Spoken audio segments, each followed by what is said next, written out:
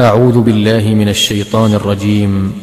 بسم الله الرحمن الرحيم. الحمد لله الذي أنزل على عبده الكتاب ولم يجعل له عوجا قيما لينذر بأسا شديدا من لدنه ويبشر المؤمنين الذين يعملون الصالحات أن لهم أجرا حسنا ماكثين فيه أبدا وينذر الذين قالوا اتخذ الله ولدا ما لهم به من علم ولا لآبائهم كبرت كلمة تخرج من أفواههم إن يقولون إلا كذبا فلعلك باخع نفسك على آثارهم إن لم يؤمنوا بهذا الحديث أسفا إنا جعلنا ما على الأرض زينة لها لنبلوهم أيهم أحسن عملا وإنا لجاعلون ما عليها صعيدا جرزا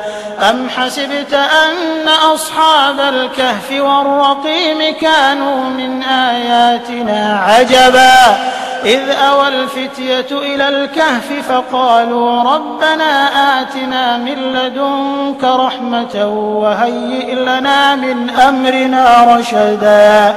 فضربنا على آذانهم في الكهف سنين عددا ثم بعثناهم لنعلم أي الحزبين أحصى لما لبثوا أمدا نحن نقص عليك نبأهم بالحق إنهم فتية آمنوا بربهم وزدناهم هدى وربطنا على قلوبهم إذ قاموا فقالوا ربنا رب السماوات والأرض لن ندعو من دونه إلها لقد قلنا إذا شططا هؤلاء قومنا اتخذوا من دونه آلهة لولا يأتون عليهم بسلطان بين فمن أظلم ممن افترى على الله كذبا وإذ اعتزلتموهم وما يعبدون إلا الله فأووا إلى الكهف ينشر لكم ربكم من رحمته ويهيئ لكم من أمركم مرفقا وترى الشمس إذا طلعت تزاور عن كهفهم ذات اليمين وإذا غربت تقرضهم ذات الشمال وهم في فجوة منه ذلك من آيات الله من يهد الله فهو المهتد ومن يضلل فلن تجد له وليا مرشدا وتحسبهم أيقاظا وهم رقود ونقلبهم ذات اليمين وذات الشمال وكلبهم باسط ذراعيه بالوصيد لو اطلعت عليهم لوليت منهم فرارا ولملئت منهم رعبا وكذلك بعثناهم ليتساءلوا بينهم قال قائل منهم كم لبثتم قالوا لبثنا يوما أو بعض يوم قالوا ربكم أعلم بما لبثتم فبعثوا أحدكم بورقكم هذه إلى المدينة فلينظر أيها أزكى طعاما فليأتكم برزق منه وليتلطف ولا يشعرن بكم أحدا إنهم إن يظهروا عليكم يرجموكم أو يعيدوكم في ملتهم ولن تفلحوا إذا أبدا وكذلك أعثرنا عليهم ليعلموا أن وعد الله حق وأن الساعة لا ريب فيها إذ يتنازعون بينهم أمرهم فقالوا ابنوا عليهم بنيانا ربهم أعلم بهم قال الذين غلبوا على أمرهم لنتخذن عليهم مسجدا سيقولون 3 رابعهم كلبهم ويقولون 5 سادسهم كلبهم رجما بالغيب ويقولون 7 وثامنهم كلبهم قل ربي أعلم بعدتهم ما يعلمهم إلا قليل فلا تمار فيهم إلا مراء ظاهرا ولا تستفت فيهم منهم أحدا ولا تقولن لشيء إني فاعل ذلك غدا إلا أن يشاء الله واذكر ربك إذا نسيت وقل عسى أن يهديني ربي لأقرب من هذا رشدا ولبثوا في كهفهم 300 سنين وازدادوا 9 قل الله أعلم بما لبثوا له غيب السماوات والأرض أبصر به وأسمع ما لهم من دونه من ولي ولا يشرك في حكمه أحدا واتل ما أوحي إليك من كتاب ربك لا مبدل لكلماته ولن تجد من دونه ملتحدا واصبر نفسك مع الذين يدعون ربهم بالغداة والعشي يريدون وجهه ولا تعد عيناك عنهم تريد زينة الحياة الدنيا ولا تطع من أغفلنا قلبه عن ذكرنا واتبع هواه وكان أمره فرطا وقل الحق من ربكم فمن شاء فليؤمن ومن شاء فليكفر إنا أعتدنا للظالمين نارا أحاط بهم سرادقها وإن يستغيثوا يغاثوا بماء كالمهل يشوي الوجوه بئس الشراب وساءت مرتفقا إن الذين آمنوا وعملوا الصالحات إنا لا نضيع أجر من أحسن عملا أولئك لهم جنات عدن تجري من تحتهم الأنهار يحلون فيها من أساور من ذهب ويلبسون ثيابا خضرا من سندس واستبرق متكئين فيها على الأرائك نعم الثواب وحسنت مرتفقا واضرب لهم مثلا الرجلين جعلنا لأحدهما جنتين من أعناب وحففناهما بنخل وجعلنا بينهما زرعا كلتا الجنتين آتت أكلها ولم تظلم منه شيئا وفجرنا خلالهما نهرا وكان له ثمر فقال لصاحبه وهو يحاوره أنا أكثر منك مالا وأعز نفرا ودخل جنته وهو ظالم لنفسه قال ما أظن أن تبيد هذه أبدا وما أظن الساعة قائمة ولئن رددت إلى ربي لأجدن خيرا منها منقلبا قال له صاحبه وهو يحاوره أكفرت بالذي خلقك من تراب ثم من نطفة ثم سواك رجلا لكن هو الله ربي ولا أشرك بربي أحدا ولولا إذ دخلت جنتك قلت ما شاء الله لا قوة إلا بالله إن ترني أنا أقل منك مالا وولدا فعسى ربي أن يؤتيني خيرا من جنتك ويرسل عليها حسبانا من السماء فتصبح صعيدا زلقا أو يصبح ماؤها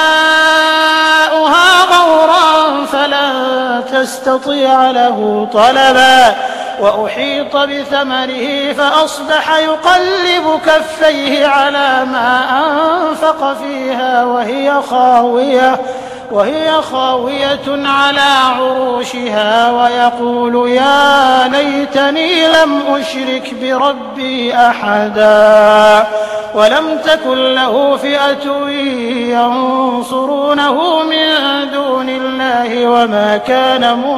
منتصرا هنالك الولاية لله الحق هو خير ثوابا وخير عقبا واضرب لهم مثل الحياة الدنيا كماء إن أنزلناه من السماء فاختلط به نبات الأرض فأصبح هشيما تذروه الرياح وكان الله على كل شيء مقتدرا المال والبنون زينة الحياة الدنيا والباقيات الصالحات خير عند ربك ثوابا وخير أملا ويوم نسير الجبال وترى الأرض بارزة وحشرناهم فلم نغادر منهم أحدا وعرضوا على ربك صفا لقد جئتمونا كما خلقناكم أول مرة بل زعمتم أن لن نجعل لكم موعدا ووضع الكتاب فترى المجرمين مشفقين مما فيه ويقولون يا ويلتنا ما لهذا الكتاب لا يغادر صغيرة ولا كبيرة إلا أحصاها ووجدوا ما عملوا حاضرا ولا يظلم ربك أحدا وإذ قلنا للملائكة اسجدوا لآدم فسجدوا إلا إبليس كان من الجن ففسق عن أمر ربه أفتتخذونه وذريته أولياء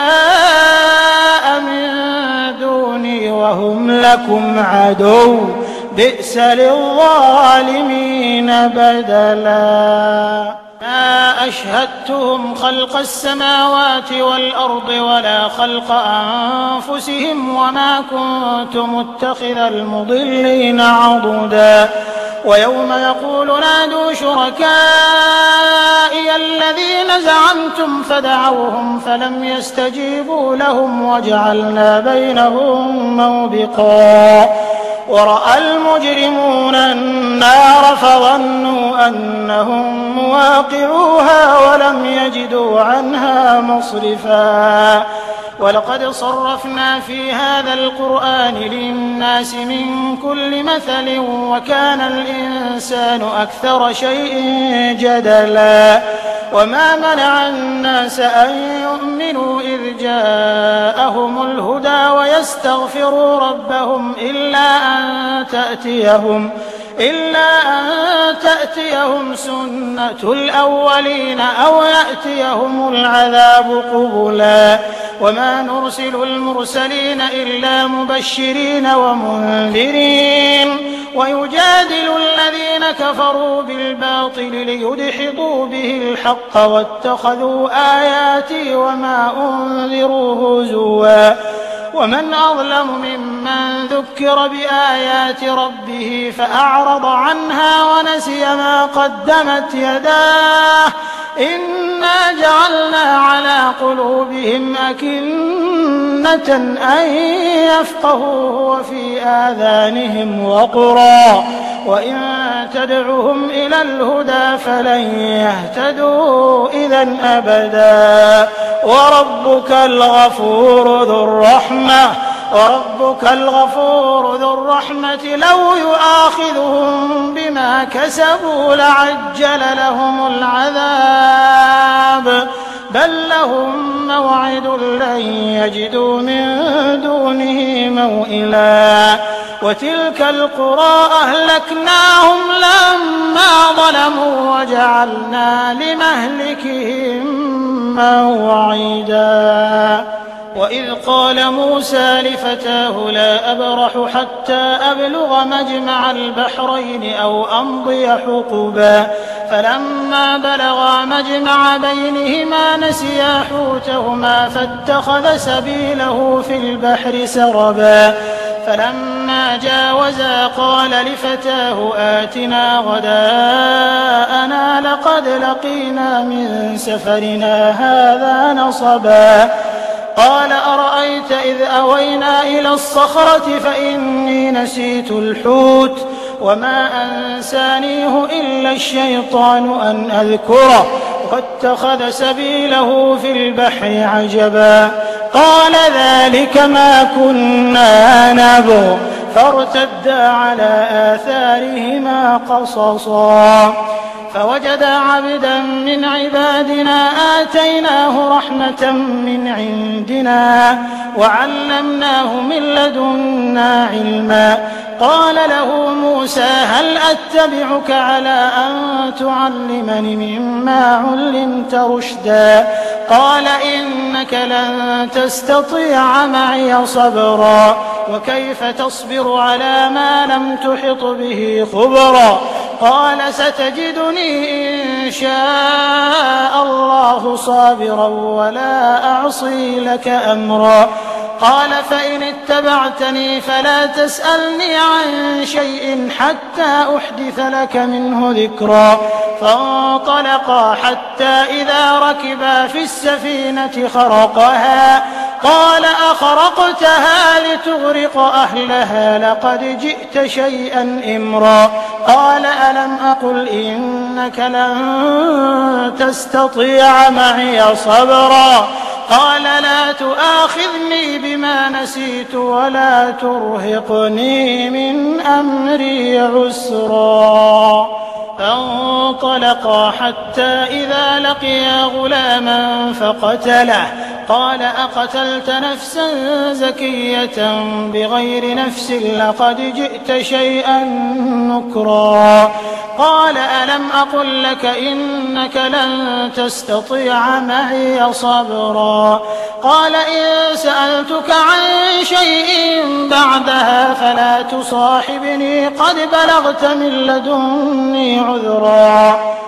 فانطلقا حتى إذا أتيا أهل قرية استطعما أهلها فأبوا أن يضيفوهما فوجدا فيها جدارا يريد أن ينقض فأقامه قال لو شئت لاتخذت عليه أجرا قال هذا فراق بيني وبينك سأنبئك بتأويل ما لم تستطع عليه صبرا أما السفينة فكانت لمساكين يعملون في البحر فأردت أن أعيبها وكان وراءهم ملك يأخذ كل سفينة غصبا وأما الغلام فكان أبواه مؤمنين فخشينا أن يرهقهما طغيانا وكفرا فأردنا أن يبدلهما ربهما خيرا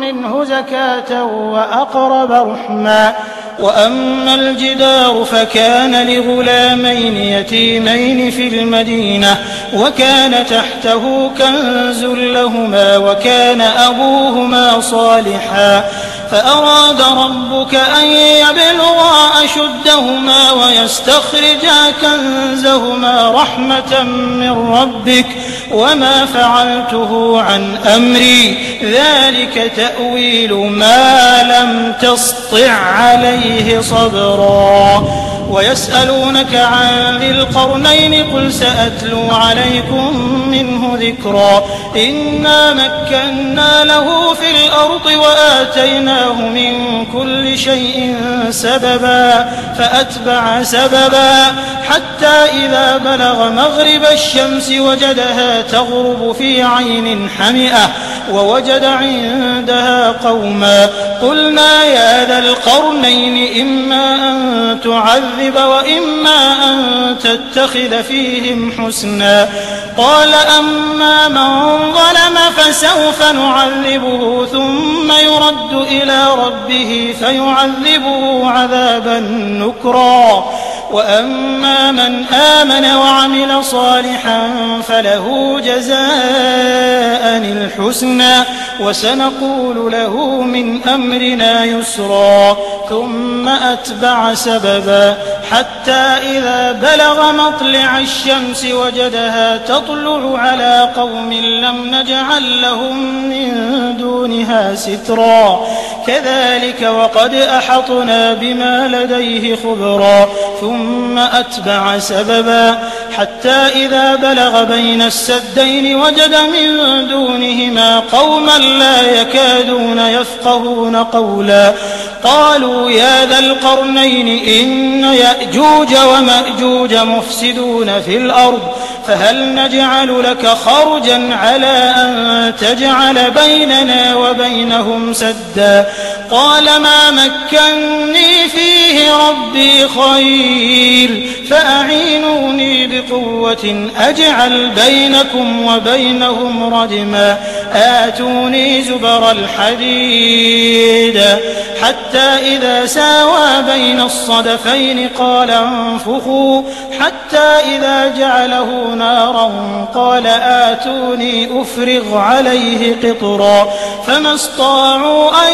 يظهروه وما استطاعوا له نقبا قال هذا رحمة من ربي فإذا جاء وعد ربي جعله دكا وكان وعد ربي حقا وتركنا بعضهم يومئذ يموج في بعض ونفخ في الصور فجمعناهم جمعا وعرضنا جهنم يومئذ للكافرين عرضا الذين كانت أعينهم في غطاء عن ذكري وكانوا لا يستطيعون سمعا أفحسب الذين كفروا أن يتخذوا عبادي من دوني أولياء إنا أعتدنا جهنم للكافرين نزلا قل هل ننبئكم بالأخسرين أعمالا الذين ضل سعيهم في الحياة الدنيا وهم يحسبون أنهم يحسنون صنعا أولئك الذين كفروا بآيات ربهم ولقائه فحبطت أعمالهم فلا نقيم لهم يوم القيامة وزنا ذلك جزاؤهم جهنم بما كفروا واتخذوا آياتي ورسلي هزوا إن الذين آمنوا وعملوا الصالحات كانت لهم جنات الفردوس نزلا خالدين فيها لا يبغون عنها حولا قل لو كان البحر مدادا لكلمات ربي لنفد البحر قبل أن تنفد كلمات ربي ولو جئنا بمثله مددا قل إنما أنا بشر مثلكم يوحى إلي أنما إلهكم إله واحد فمن كان يرجو لقاء ربه فليعمل عملا صالحا ولا يشرك بعبادة ربه أحدا.